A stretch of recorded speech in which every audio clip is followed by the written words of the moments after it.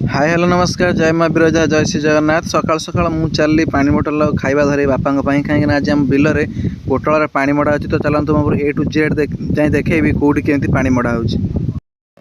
देखु यहाँ हूँ आम बोरिंग जो आम पानी मड़ा हुए बाइगण पोटल भेंडी जनी काकुड़ी बिलाती बादाम ये सब जाक आम पानी मड़ा जाए देखिपे यहाँ हूँ से बोरिंग।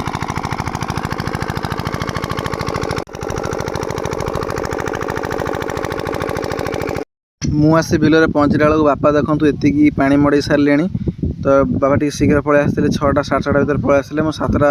पर आसिली एत सब पानी मड़ाई आप देखिपे देखो आमर पोटल लगाई 5 गुंठ बिल पोटल लगाई टोटाल देखो एत बड़ बिल तो सरिया सरिया हो गला प्राय 5 गुंठ बिलू आम तोला है 4-5 पाली तोला है केवे 91 किलो 75 किलो 80 किलो 85 किलो ये तोला हो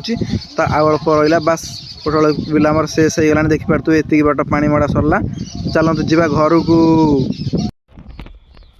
तो फाइनाली आमर पानी मड़ा सरीगला तो ये मुझे जाऊँगी घर को ये जो बैग देखो किसी पोटल आ लंका किसी नहीं जाइए तो चलतु जा आउ जहाँ सब कम रहा सारा फील्ड कम भी आज किसी बाकी अच्छे सारा